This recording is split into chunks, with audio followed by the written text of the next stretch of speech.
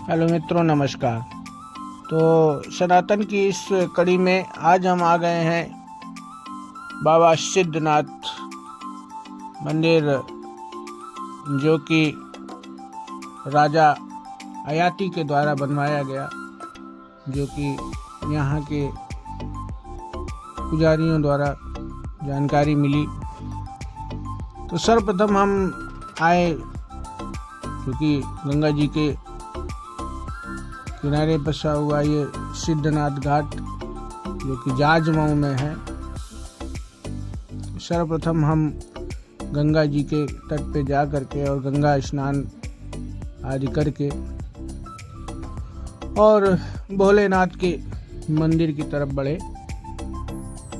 और आगे सुबह टाइम था, शुभ समय के चलते तो सर्वप्रथम हम ये जान लेते हैं कि राजा अयाती कौन थे।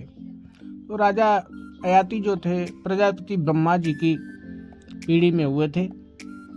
अयाती की दो पत्नियां देवयानी और शर्मिष्ठा थीं। देवयानी गुरु शुक्राचार्य की पुत्री थीं, तो शर्मिष्ठा दैत्यराज वैश्वानर की पुत्री थीं। पहली पत्नी देवयानी के यदु और दूसरी पत्नी शर्मिष्ठा से ध्रुव, पुरु तथा अनु हुए। अयाती की कुछ बेटियां थीं, जिसमें से एक का नाम माधवी था तथा बहुत ही व्यथापूर्ण है। राजा अयाती के इन पांचों पुत्रों का संपूर्ण धरती पर राज था। पांचों पुत्रों ने अपने अपने नाम से राजवंशों की स्थापना की। यदु से यादव, तुर्वस से यमन, ध्रुव से भोज, अनु से मलेच्छ और पुरुष से कौरव वंश की स्थापना हुई।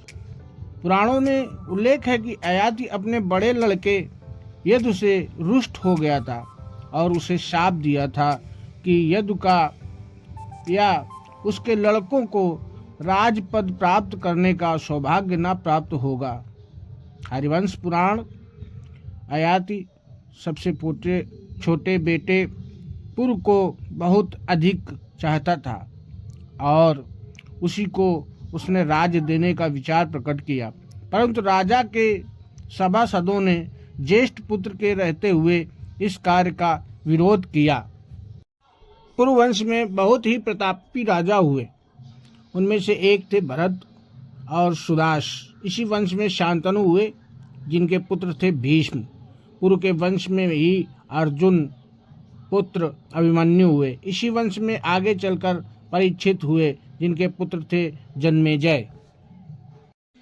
अब राजा अयाती की तरफ आगे बढ़ते हैं। अयाती को उनके ससुर दैत्य शुक्राचार्य गुरुदत्त ने वृद्ध हो जाने का शाप दिया था। उनके शाप के चलते हुए तुरंत ही वृद्ध होकर मृत्यु की ओर बढ़ने लगे थे। अयाती की इस कहानी का वर्णन सभी जगह अलग अलग मिलता है, लेकिन कहानी का मूल वही है।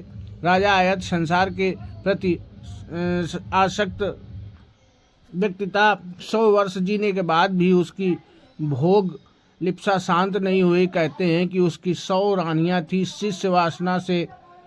विषय वासना से तृप्ति न मिलने पर उन्हें उससे घृणा हो गई और उसके मन में फिर से जमान बनने की अभिलाषा जागृत हो उठी। लेकिन जब उसका मृत्यु का समय आया तो वह थर्राने लगा, डर लगा और यमराज से कुछ समय और जीने की याचना करने लगा। यमराज उसे मोह लत देख कर चले जाते हैं, जीने की जो है चले जाते हैं। इस तरह यमराज जी 2-3 बार और आते हैं और अंत में आदि को ले जाने के लिए टस से मस नहीं होते हैं। यमराज के सामने आदि गिड़गिड़ाने लगे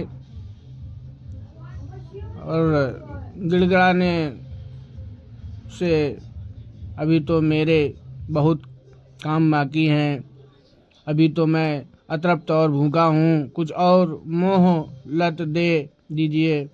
ऐसे इस तरह अचानक